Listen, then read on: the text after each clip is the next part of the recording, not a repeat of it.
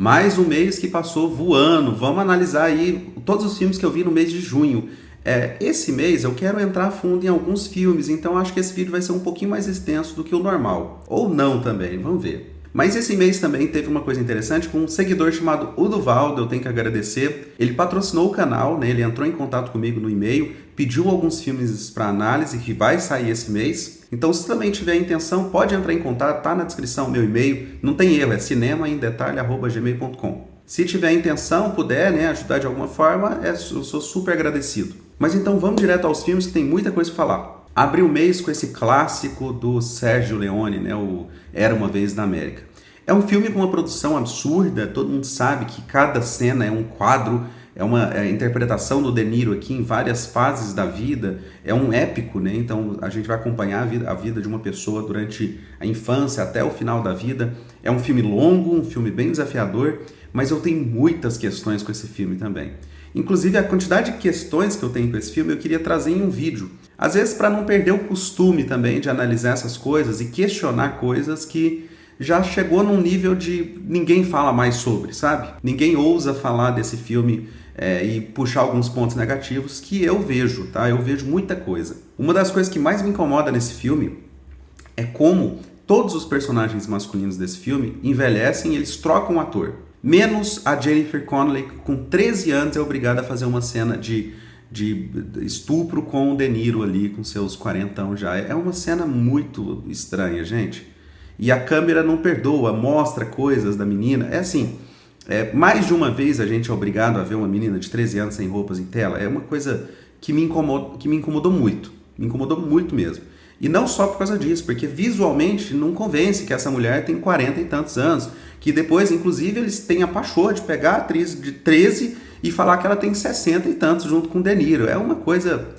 me perdeu muito, principalmente quando o filme... Boa parte do filme tem isso, que o romance entre eles é a chave central do filme. E esse romance não funciona, então, pra mim, não é um filme perfeito quanto eu lembrava. Eu já tinha visto, revendo, ele perdeu uns pontinhos aí na conta. Eu vou fazer um vídeo falando mais a fundo, tá? Segundo filme do mês, O Último Duelo. Revendo, né? Eu vi esse filme no cinema quando lançou. Super. Assim, vocês sabem que eu sou um puxa-saco do Ridley Scott, né? E esse filme, de verdade, o roteiro é escrito a 3 mãos, tem a fase de uma mulher, é escrita por uma mulher, é uma coisa... A história desse filme conta 3 lados de uma história que envolve abuso sexual. E é uma coisa angustiante, é uma coisa muito visceral. A cena final de batalha desse filme é uma das melhores do cinema, tá? Do cinema. O que está em jogo aqui nessa guerra vai muito além do que qualquer outra cena de batalha que eu já vi. Então é um filme que eu recomendo demais, assim. Assiste que, se não viu, assiste que eu diria que é um dos melhores filmes do Ridley Scott da sua carreira, tá? Eu vou falar uma coisa aqui que vão me linchar, mas eu acho que eu gosto mais do Último Duelo do que do Gladiador 1. Falei e saí correndo. Depois eu vi Cops, né? Os policiais dinamarqueses, suecos, policiais suecos. Esse filme é interpretado pelo Fares Fares e o irmão dele dirige esse filme. Fares alguma coisa, né? O Fares é um atorzaço, tá? É um ator ali do lado do hemisfério árabe. Ele estava em Cannes agora com um filmão. Ano passado ele também estava com Cairo Conspiracy, Conspiração no Cairo. Foi um filme que eu falei aqui no canal, que eu adoro também. E o Fares Fares está nesse filme de comédia bem bobo, tá? Não é um filme que você vai esperar grandes coisas, não. É um filme sobre uns policiais que estão numa fase de baixa de trabalhos. Eles não têm o que fazer na cidade. E o seu departamento está sofrendo um sério risco de ser fechado por conta de corte de gasto. Então, eles mesmos, os policiais, começam a cometer crime na cidade para poder aumentar a criminalidade e justificar a existência de um quartel policial na cidadezinha. É um filme divertido em algumas coisas, tem boas ideias, tem uma cena famosa que talvez vocês vão lembrar, mas eu não consegui dar uma risada durante o filme. E isso causa um certo tédio quando o filme se baseia nisso, né, para existir. Então, eu não sei se eu recomendo não, nota 6, sei lá. Depois eu vi esse ótimo filme de comédia, aí sim dá para rir bastante. Esse remake dessa série, né, essa série de policiais clássico americano, tem uma homenagem também, no final você vai ver os atores, é o Starsky e Hutch. Starsky interpretado pelo Ben Stiller, também o Owen Wilson, tá? Então a dupla super funciona. É a história de policiais, o elenco é muito bom, o Terry Crews está no filme, o Snoop Dogg está no filme também. Então, é a história de dois policiais e suas investigações. O filme vai ser filmado e a trilha sonora vai ser igual os filmes de policial da década de 60, 70. Aquela trilha meio eletrônica, com guitarra elétrica, é um barato. Eu super recomendo esse filme. Depois eu vi uma temporada de o Chef's Table, né? Esse que é o Legends, que conta a história de 4 chefs de cozinha muito respeitados aí, né? E para quem gosta de culinária, o filme funciona muito bem. Mas para quem não gosta, também vai funcionar, porque a gente vai ver alguns dilemas na vida de 4 pessoas que deram certo na vida e que cada um tem coisas muito específicas para falar sobre a vida. A culinária ela acaba sendo uma coisa de segundo plano aqui nessa série. É muito poético, tem cenas lindas aqui, coisas maravilhosas. Parece que você sente o cheiro, lembra a festa de Babette, sabe? Então eu recomendo, tá? Eu recomendo até para quem acha que série de culinária é gente ensinando receita. Não é isso. Pode ir. Se você nunca viu, vai por esse, vai pelo Legends, que você vai ver o quão legal é essa série de Chef's Table. Na sequência, o novo filme do Predador. O Predador Matador dos Matadores, é isso, né? É uma animação que elevou o nível do que é o Predador. Ele consegue criar uma nova linguagem para o Predador, um novo universo, expandir tudo. É muito arriscado fazer isso, mas por incrível que pareça, diferente de Exterminador do Futuro, de Jurassic Park, Alien e Predador são séries de filmes que conseguem se expandir a cada ano mais e mais e não quebra. E aqui está mais uma prova. O filme é excelente, é uma animação de altíssimo nível, tem várias sub-histórias no meio que vale muito a pena, personagens marcantes.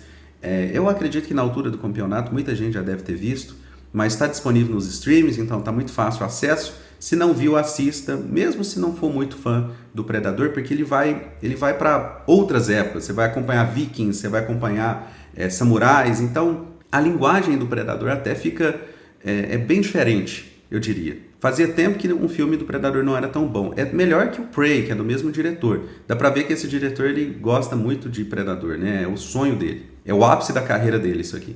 Depois desse filme, do começo da carreira de Jake Gyllenhaal, O Dia Depois de Amanhã. Esses filmes, né, de desastre natural que prevê um aquecimento global, enfim, é tornado, é tsunami, é vulcão, enfim. Essa série de filmes tem pontos altos e baixos nessa coisa, né? A gente tem 2012, né, que lançou em 2008. Esse filme, ele é de 2004 e ele é muito certeiro em algumas previsões para o futuro, que hoje é o futuro. Então é um filme até muito impressionante.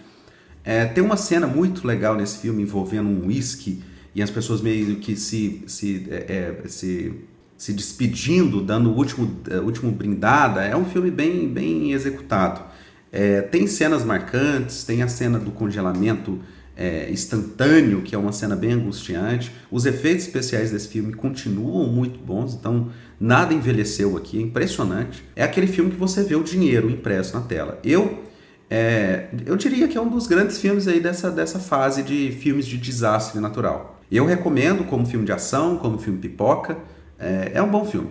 Depois eu vi Mamãe Golpista, com Mom. Esse é um documentário não muito bem feito. Eu diria que ele é até muito reportagem, é muito super reportagem da Record, sabe? Mas conta uma história bem triste de um filho que é enganado pela mãe. E esse filho, ele não via, nunca tinha visto a mãe aparece depois de 40 e tantos anos e tem coragem de dar um super golpe no filho e sumir de novo. Então é um grande trauma na vida desse rapaz. É uma daquelas séries praticamente de true crime. Assim, se você for fanático pelo gênero, vale a pena, se não, pode deixar isso passar que não tem nada de muito especial não. A não ser pela história, mas a história você lê em qualquer artigo, enfim. Depois eu vi esse novo filme aí da série do John Wick, né, o Bailarina. Bailarina é um filme de ação muito bem... É impressionante a execução dos filmes de ação atuais, né?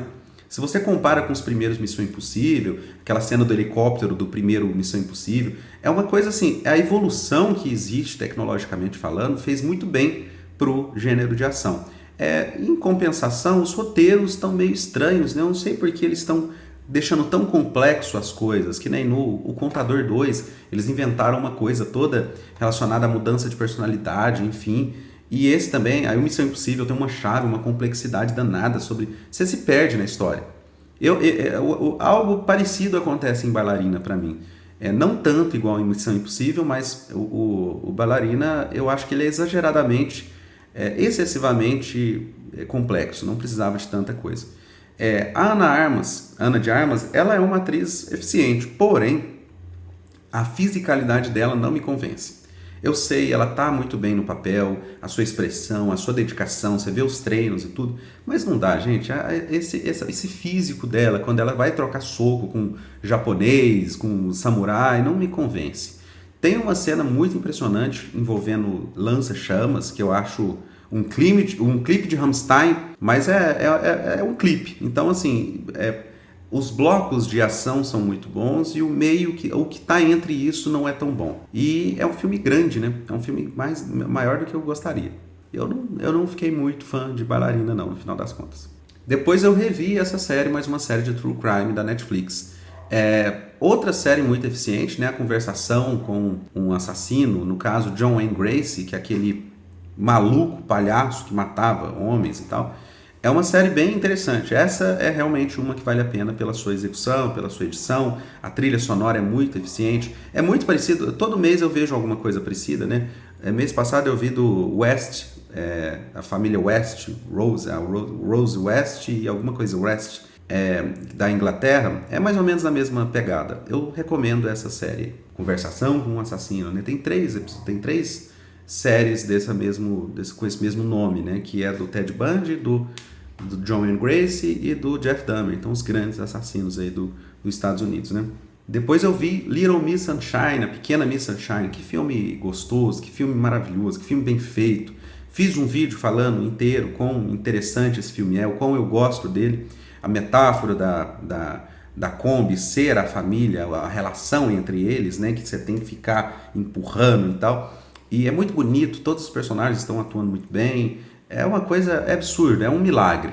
Depois eu revi Mississippi em Chamas. Todo mundo sabe que é um filmaço, mas é um filme muito indigesto. É um filme... eles têm noção como indigesto ele é.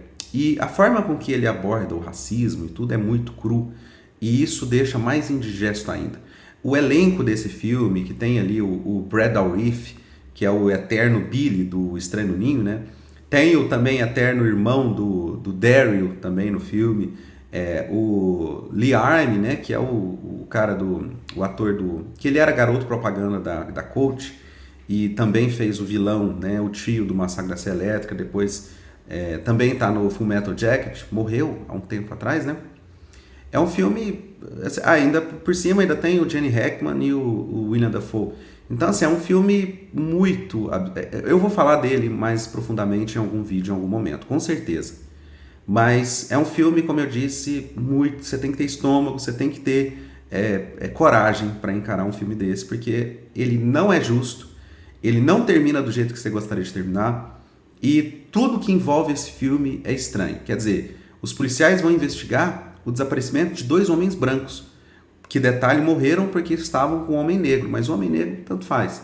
O que importa é os 2 brancos que os protagonistas estão indo lá buscar. Então é um filme e é uma história real, né? Enfim, eu vou falar mais dele em outro vídeo, mas eu recomendo, é um filme que é necessário. Depois eu vi Hanging High, né? Que é a marca da forca. Esse filme que foi produção do Malpasso com algumas outras produtoras, né? Malpasso, que é a produtora do Clint, e o Clint com o papel principal, não muito bem no papel, eu diria. Mas o filme é um faroeste revolucionário, vamos dizer assim, porque ele vai ver a lei com olhos diferentes, quer dizer, essa coisa do xerife sem a roupagem heróica, porque o próprio xerife diz, olha, eu queria que isso aqui fosse um estado e que a lei não fosse só eu. Então vamos revisionar essa questão do herói do faroeste, de que essa coisa do monopólio da lei ser só para uma pessoa, isso é um absurdo, a própria forca e matar em público é uma coisa que o filme olha com outros olhos. E o mais interessante é que ele abre com o Clint sendo enforcado.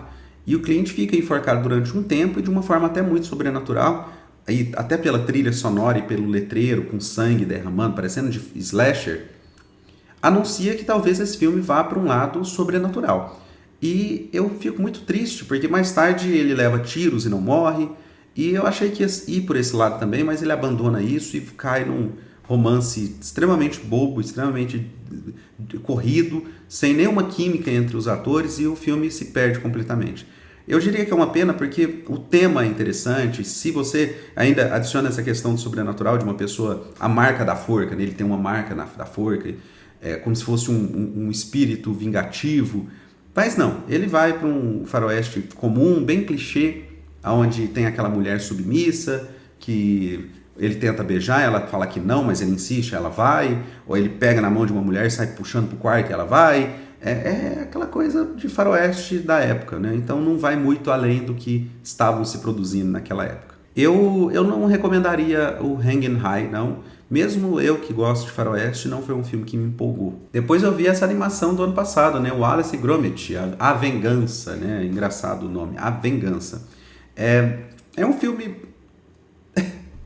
É um filme que eu não sei o que falar desse filme. É um filme tem muito tema envolvido, tem muita coisa, muita informação, mas os personagens são carismáticos, existe uma trama central que liga tudo, que é minimamente interessante, que tem a ver com vingança e fuga de prisão, mas não me causou muita sensação, não, eu diria. Não foi um filme, e eu nunca tinha visto nada deles, né?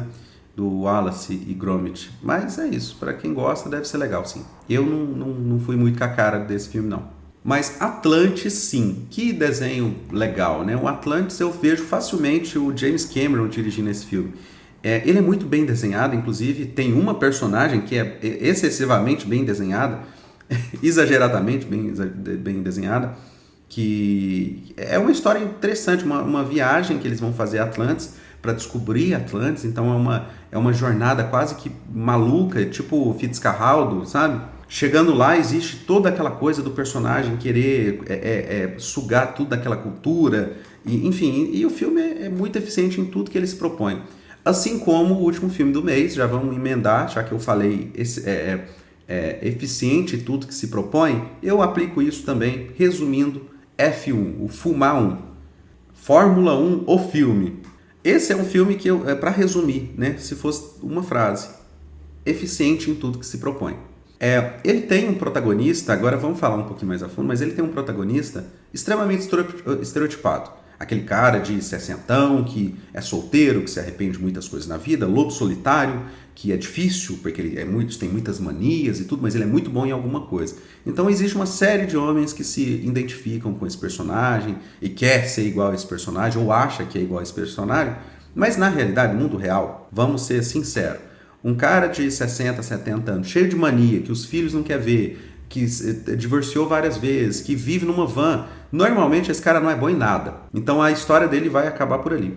E aqui é engraçado, porque aí aqui o filme vai ter sua redenção, ele vai mostrar que ele é um cara bom, você vai perceber o quão dedicado ele é e quão apaixonado pela corrida esse personagem é. Mas o tempo todo vão ficar lembrando ele que ele é velho, vão ficar zoando ele por ser velho, mas ele tá velho, mas ele não tá morto. Então aquele clichê da identificação masculina.